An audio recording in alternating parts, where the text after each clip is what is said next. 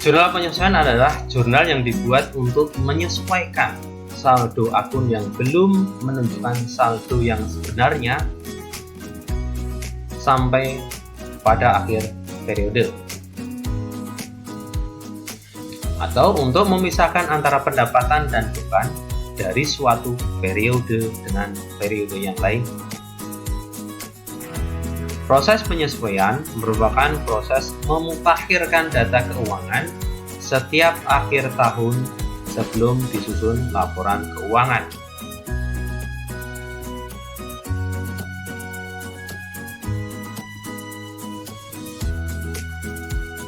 Unsur-unsur pokok dalam jurnal penyesuaian.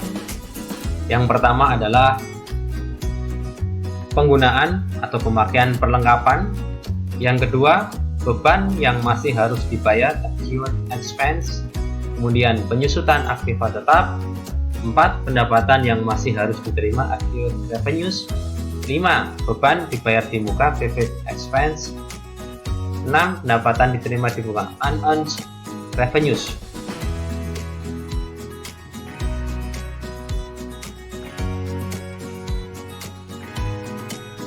Yang pertama yang perlu dijelaskan di video ini adalah penggunaan atau pemakaian perlengkapan.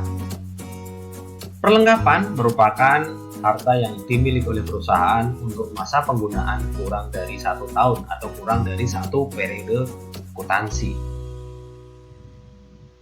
Perlengkapan merupakan berbagai unsur yang dibeli oleh perusahaan guna mendukung operasi perusahaan.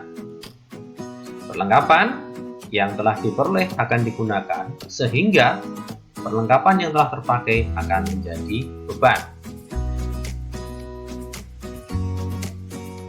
Nah, di sini dicontohkan mengenai pencatatan yang ada di sebuah perusahaan.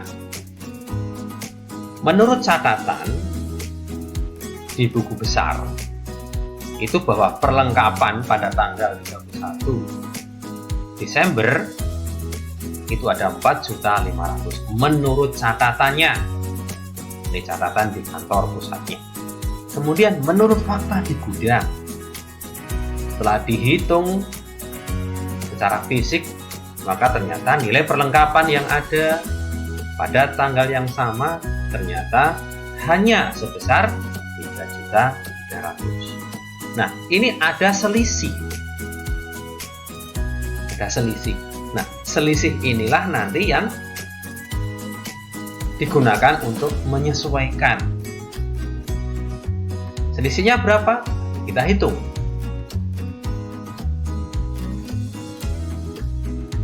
Tadi perlengkapan yang tersedia adalah menurut catatan kantor pusat itu adalah 4.500.000. Kemudian di gudang itu ada 3.300.000. Maka perlengkapan yang terpakai atau selisihnya itu 1.200.000. Nah, 1.200.000 inilah yang menjadi beban perlengkapan. Jurnal yang dibuat bagaimana? Supplies expense debit 1.200.000 karena beban itu bertambah di sebelah debit. Kemudian kreditnya apa? Supplies. Nah, supplies termasuk harta, maka ketika berkurang berada di sebelah kredit. Nominalnya berapa? Nominalnya adalah 1.200.000. Nah, seperti ini mengenai cara membuat jurnal penyesuaian dan menghitung pemakaian perlengkapan. Yang kedua, unsur dari jurnal penyesuaian adalah beban yang masih harus dibayar. Apa itu beban yang masih harus dibayar? Adalah beban yang telah menjadi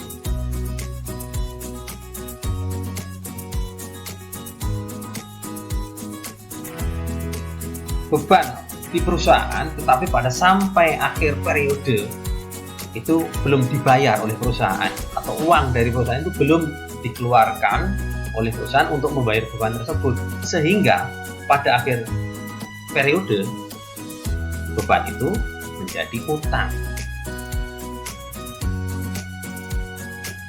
Kenapa harus dibuat jurnal penjualannya?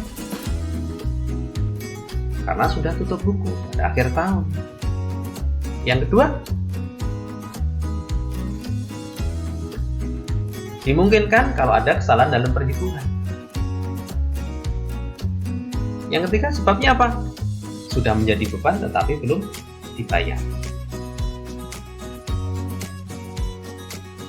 Contoh, perusahaan melakukan pembayaran gaji setiap minggu sekali sebesar 1.200.000 untuk 6 hari kerja. Pembayaran dilakukan setiap hari Sabtu. Tahun 2008 perusahaan tutup buku. Nah, pada tanggal 31 Desember itu jatuh pada hari Jumat. Nah, ilustrasinya seperti ini. 27, 28, 29, 30, 31. Nah, biasanya gaji itu akan dibayarkan pada hari Sabtu. Nah, karena di hari Sabtu itu sudah masuk di tahun berikutnya, maka belum bisa dibayarkan ketika tanggal 31 Desember 2000 tahun bersangkutan. Karena sudah beda tahun, maka mau tidak mau perusahaan ini harus tutup buku.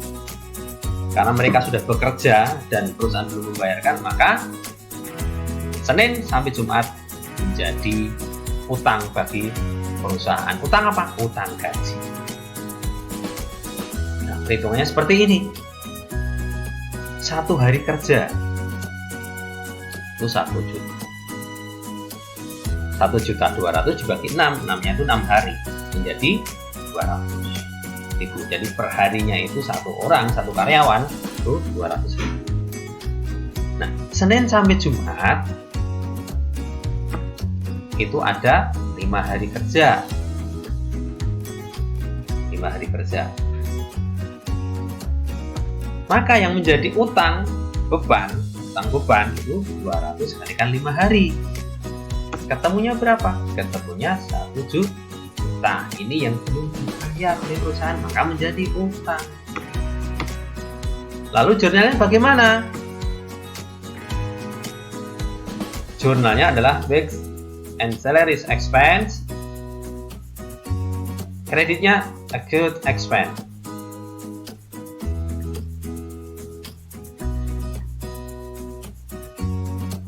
Masing-masing debit kreditnya adalah 1 juta.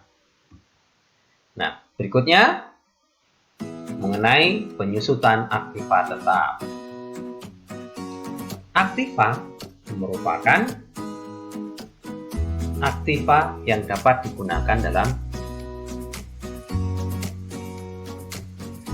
lebih dari 1 periode akuntansi. Jadi aktiva tetap itu aktiva yang dapat digunakan dalam lebih dari 1 periode akuntansi, lebih dari 1 tahun. Aktiva mengalami penurunan nilai. Di dalam akuntansi, penurunan nilai aktiva tetap ini dikenal dengan yang namanya penyusutan. Penyusutan merupakan alokasi harga perolehan aset tetap selama usia ekonomis. Penyesuaian dilakukan untuk mengakui besarnya kos atau biaya yang sudah expired atau sudah menjadi beban. Metode penyusutan dalam aktiva tetap itu 1. Metode garis lurus. 2. Metode tarif tetap atas nilai buku. 3. Metode jumlah angka tahun.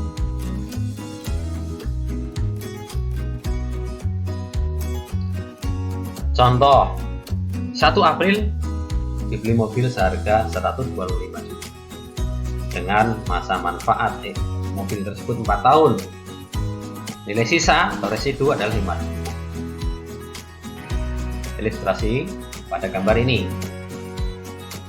1 April beli mobil 125 juta.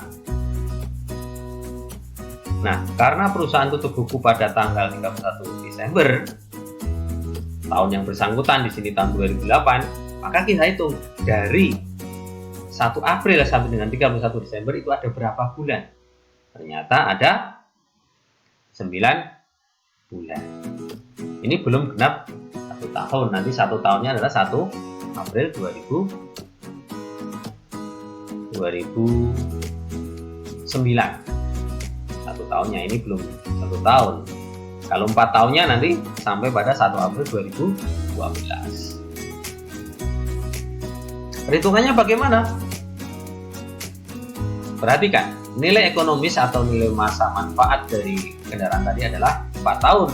Maka dihitung 125 juta dikurangi dengan 5 juta. 5 juta ini adalah nilai residu. Jadi setelah kendaraan digunakan selama 4 tahun, nanti kalau dijual itu masih ada harganya sekitar 5 juta.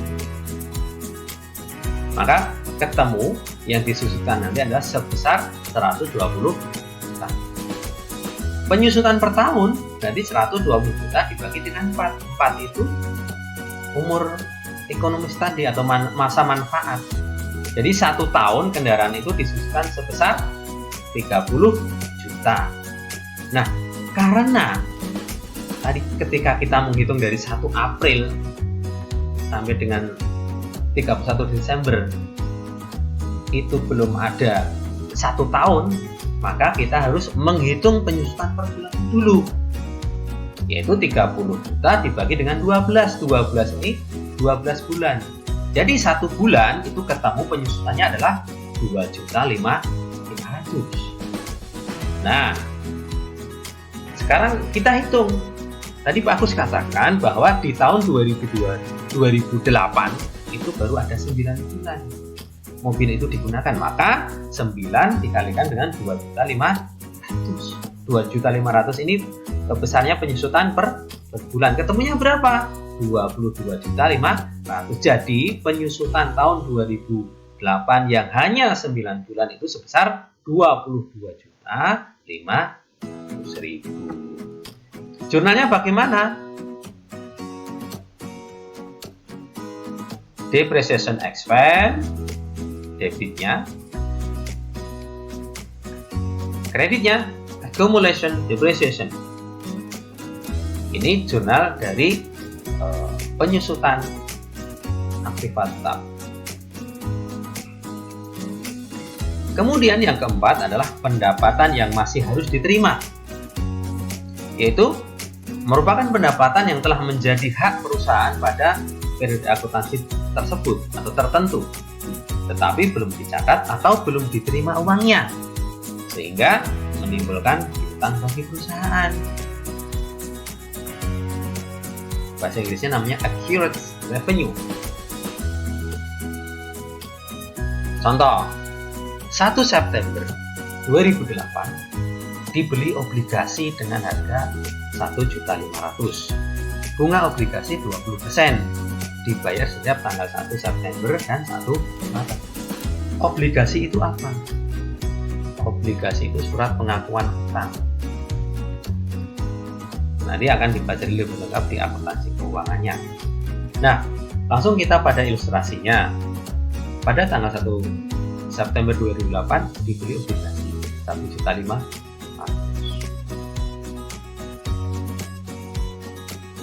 Pada tanggal 31 Desember 2008, jarak antara 1 September dengan 31 Desember itu kita hitung ada 4 bulan.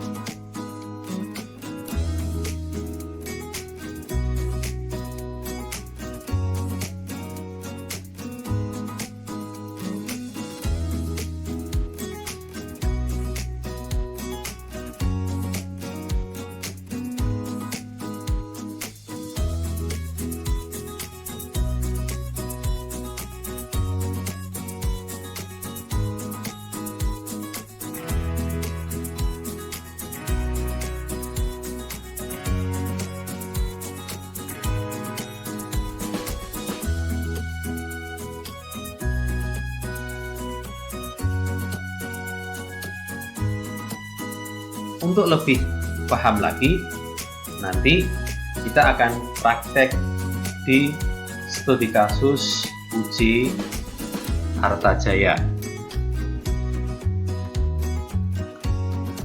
Jurnal penyesuaian untuk studi kasus di uji Harta Jaya. Dalam mengerjakan jurnal penyesuaian, perlu beberapa data tambahan dari perusahaan. Di antaranya adalah neraca saldo per 31 Desember 2015, kemudian form jurnal penyesuaian seperti ini nanti hasilnya, kemudian juga bukti transaksi. Ini sudah saya ringkas ke dalam Excel, jadi nanti lebih mudah dalam pembahasannya. Kemudian data-data lain, misalnya di sini ada data aset tetap. Itu beberapa data tambahan yang biasanya diperlukan ketika memproses atau membuat jurnal penyesuaian. Di uji Harta Jaya ini ada beberapa bukti transaksi yang nanti kita bareng-bareng untuk belajar bersama membahas secara lebih detailnya. Baik, bisa kita mulai untuk dokumen nomor 27 terkait dengan jurnal penyesuaian.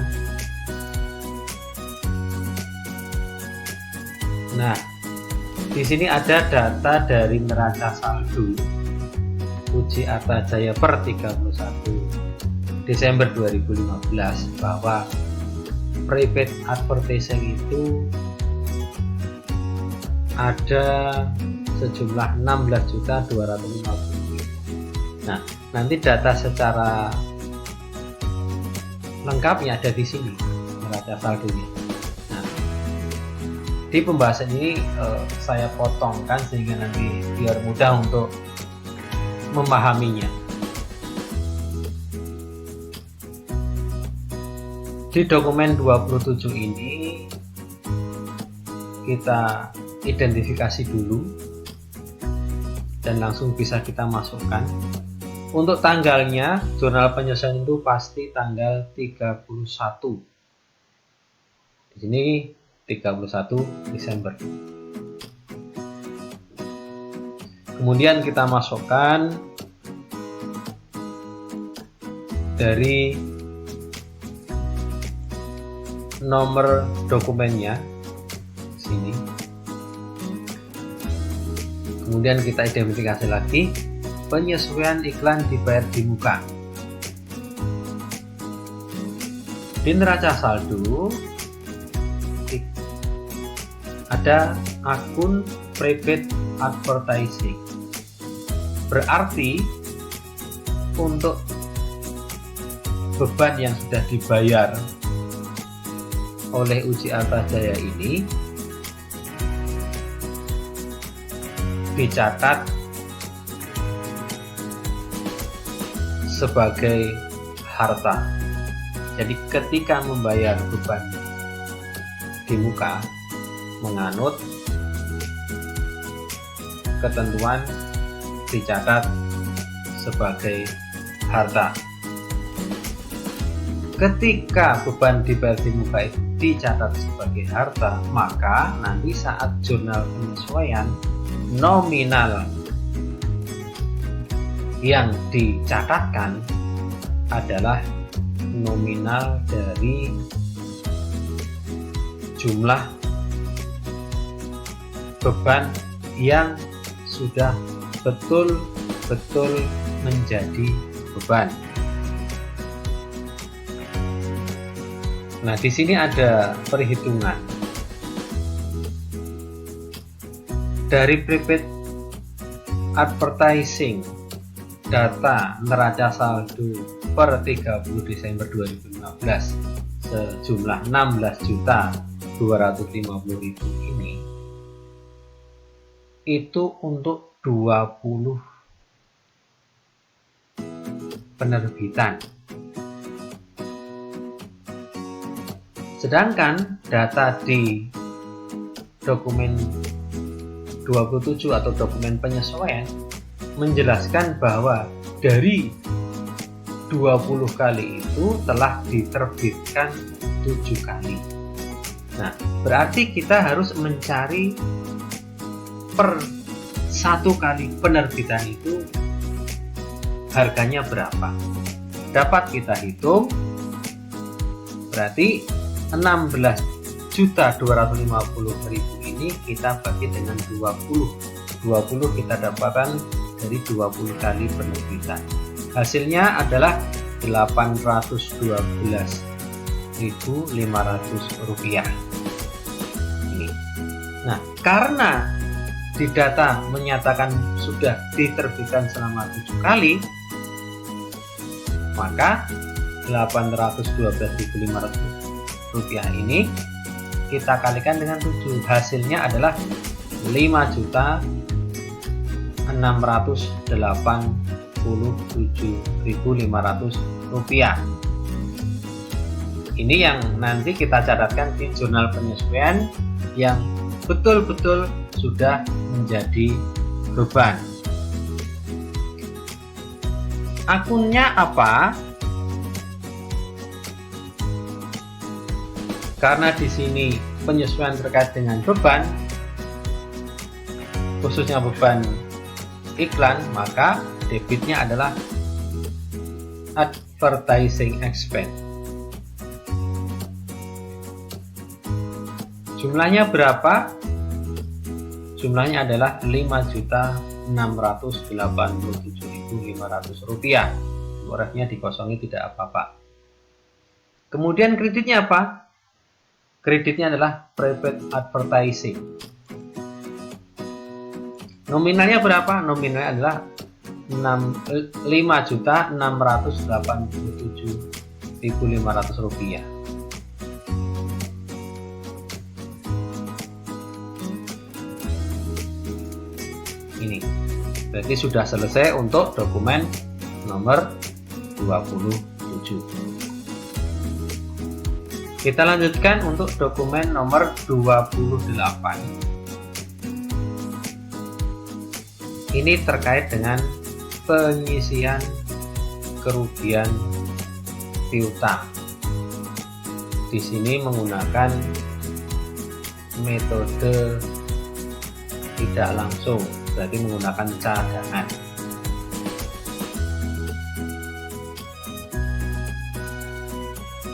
Di bukti transaksi menjelaskan bahwa kerugian piutang ditaksir sebesar 2% dari nilai pendapatan dengan menggunakan metode tidak langsung. Kita isikan dulu tanggalnya. Kemudian nomor dokumennya.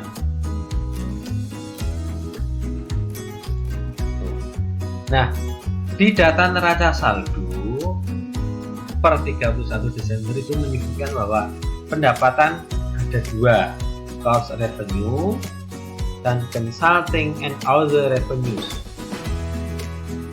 Bisa kita lihat secara fullnya di sini sudah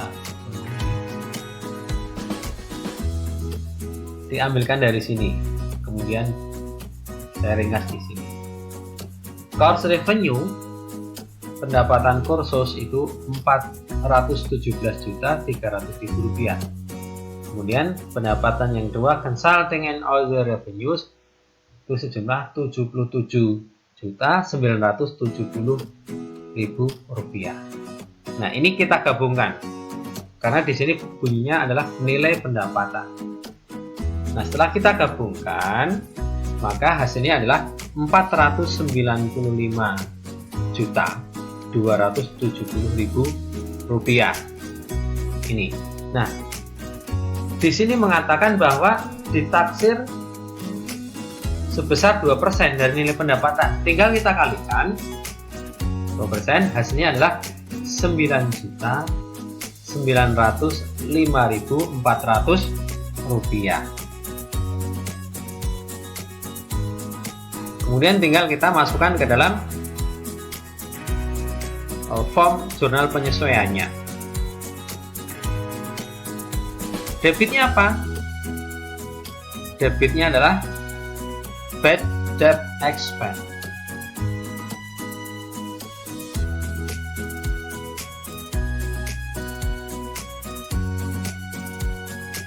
Beban kerugian piutang. Jumlahnya berapa? 9.905.400 rupiah dari sini.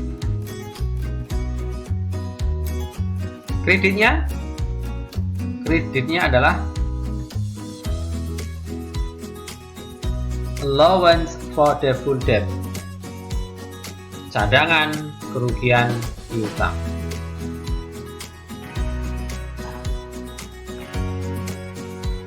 Untuk dokumen nomor 28 sudah selesai. Kita lanjutkan untuk dokumen nomor 29. Ini terkait dengan penyusutan aktiva tetap. Baik, kita masukkan dulu tanggalnya 31 Desember. Kemudian nomor dokumennya. Nah, untuk penyusutan aktiva tetap ini ada data tambahan. Ini biasanya dari data soalnya mengenai data aset tetap. Dijelaskan bahwa equipment atau peralatan itu mempunyai umur ekonomis 4 tahun. Kemudian tarif penyusutannya adalah 25% per tahunnya. Kemudian vehicle atau kendaraan itu umur ekonomisnya 8 tahun. Kemudian tarif additionalnya 12,5%.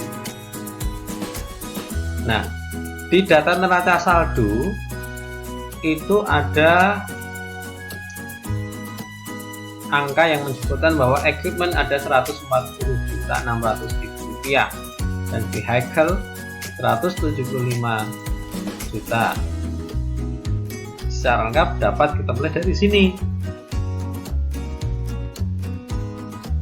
Ini dari neraca saldo per 31 Desember 2015. Nah, tinggal kita kalikan saja 25% dikalikan dengan 140.600.000 rupiah. Kemudian yang kendaraan vehicle 12,5% kalikan dengan 175 juta. Nah, kemudian kita jurnalkan di formnya. Yang pertama, depreciation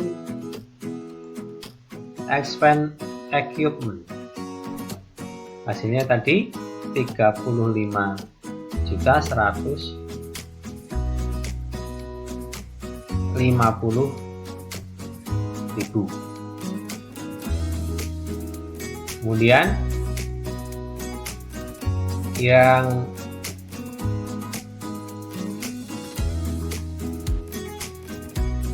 kedua dari kendaraan itu 21.875.000 rupiah. Kreditnya adalah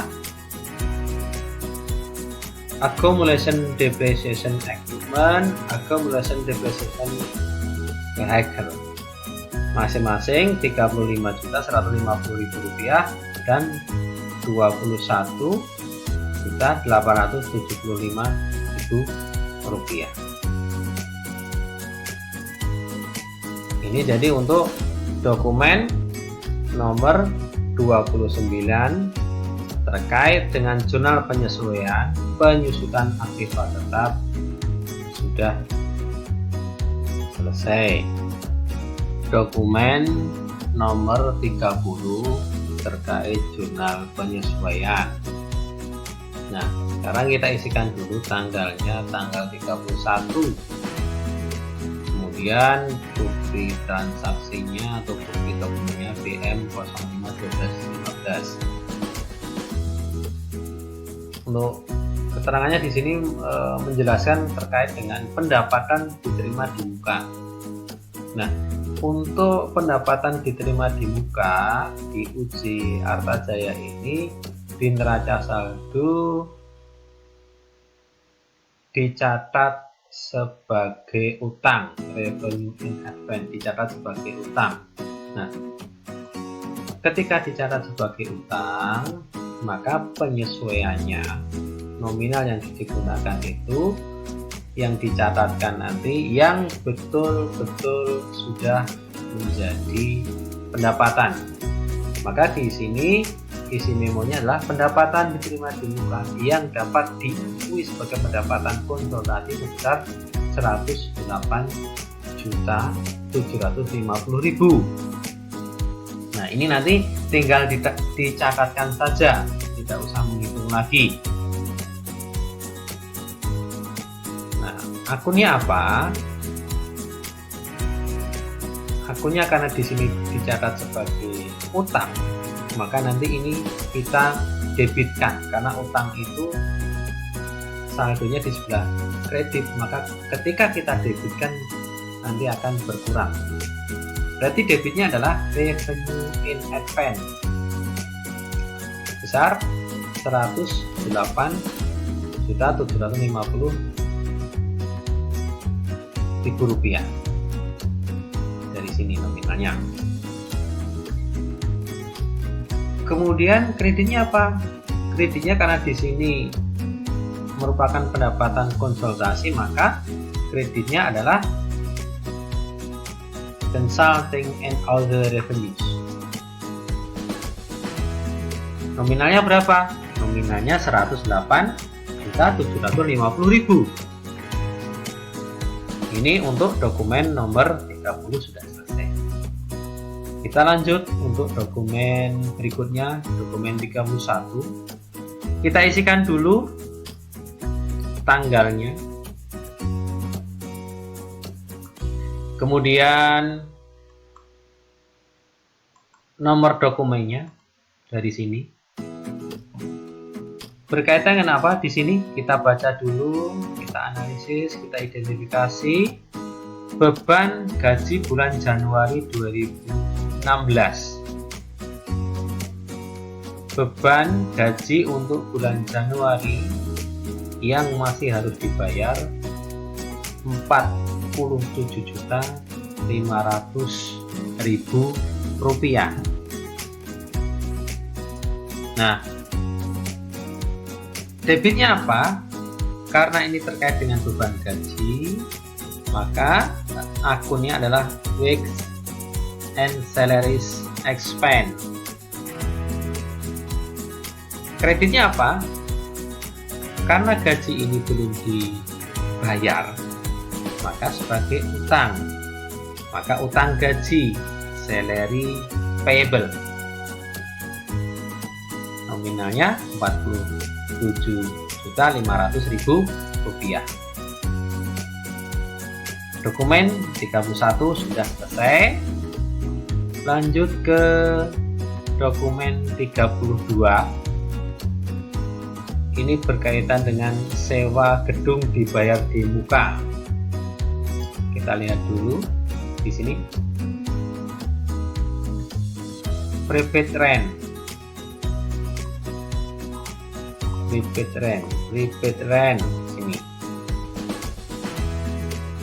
Bagus, pindah di sini. Nah, ini dapat diidentifikasi bahwa beban dibayar di muka di sini dicatat sebagai harta. Maka ketika beban dibayar di muka dicatat sebagai harta, maka nanti saat penyesuaian nominal yang digunakan itu adalah nominal yang sudah betul-betul menjadi beban. Sekali lagi, nominal yang digunakan nanti adalah nominal yang sudah betul-betul menjadi beban. Kita isikan dulu tanggalnya 31. Kemudian bukti transaksinya di sini kita isikan dulu. Karena di sini terkait dengan sewa gedung dibayar di muka, maka beban sewa gedung, rent expense, debitnya. Untuk kreditnya adalah rebate rent, karena termasuk harta-harta ketika dikredit akan berkurang. Nah, sekarang kita hitung. Di data itu ada 78 juta. Itu untuk 15 bulan. 15 bulan. Karena apa? Karena di sini untuk dibayar tanggal 1 April tapi sudah pernah disesuaikan untuk Desember 2014-nya untuk masa 2 tahun, tapi yang Desember 31 Desember 2014 sudah pernah disesuaikan. Maka setelah kita analisis, maka 78 juta itu tinggal untuk 15 bulan. Maka kita cari per bulannya. 78 juta dibagi dengan 15 ketemunya 5.200.000 rupiah. Maka setiap bulannya itu untuk sewa gedung itu 5.200.000 rupiah. Nah, karena yang di sini dihitung itu adalah mulai dari 1 Januari 2015 sampai dengan 31 Desember 2015, berarti ada 12 bulan. Kita kalikan saja. Ketemunya adalah 62.400.000 rupiah. Maka nominalnya itu tinggal dimasukkan saja.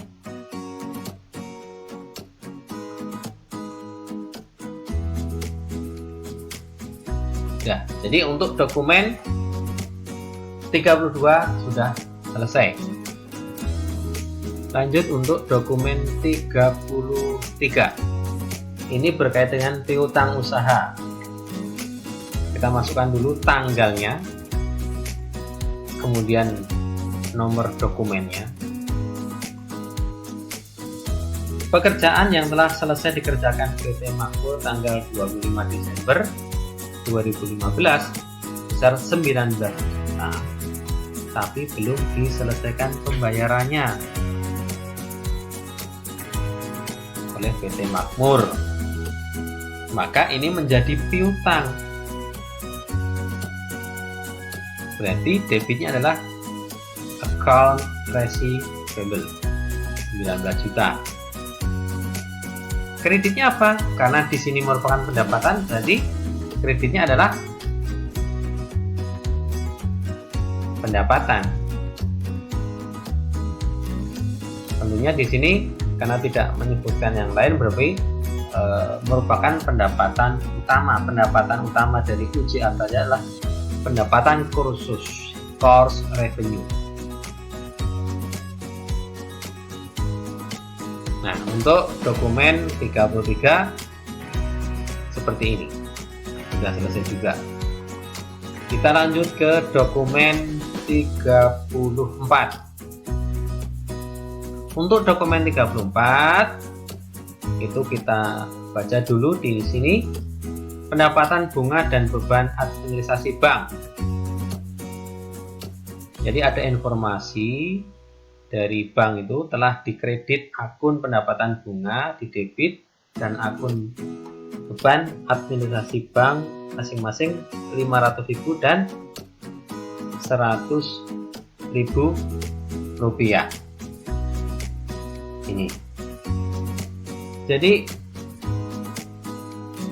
ada pendapatan bunga 500.000 rupiah, tapi UJR Tajaya itu dikenakan beban administrasi di 100.000 rupiah. Maka tinggal berapa? Tinggal 400.000 rupiah. Tuh, kita isikan tanggalnya dulu. Nomor dokumennya. Jadi 400.000 tadi yang diterima oleh Arta Jaya. Maka cash in bank, karena ini uangnya ada di bank, cash in banknya 400.000 rupiah. Dari mana? 500.000 dikurangi dengan 400.000, 100.000 rupiah. Debitnya apa lagi? Debitnya ada biaya administrasi bank. Itu dapat kita sebutkan di sini, nama akunnya adalah Bank Service Charge, 100.000 rupiah. Kreditnya apa? Kreditnya adalah pendapatan bunga, interest revenue.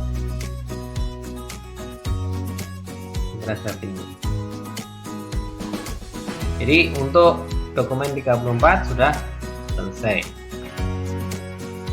Sekarang kita ke dokumen 35. Ini terkait dengan pajak. Terkait dengan pajak.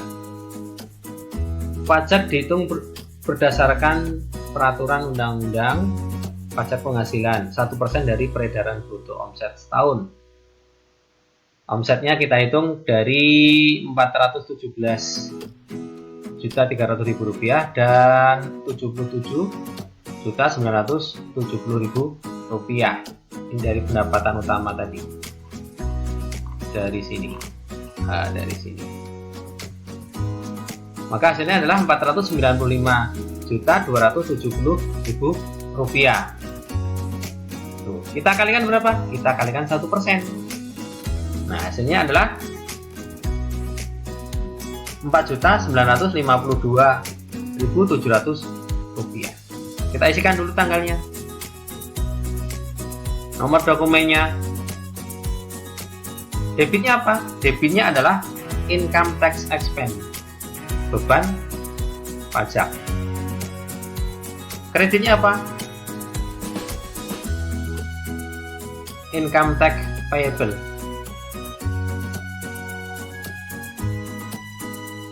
utang beban pajak, karena ini baru dipotong dan belum dibayarkan, maka masih menjadi utang bagi UJ Arta Jaya. Nah, ini untuk jurnal penyesuaian UJ Arta Jaya sampai dokumen 35. Jadi untuk jurnal penyesuaian sudah selesai.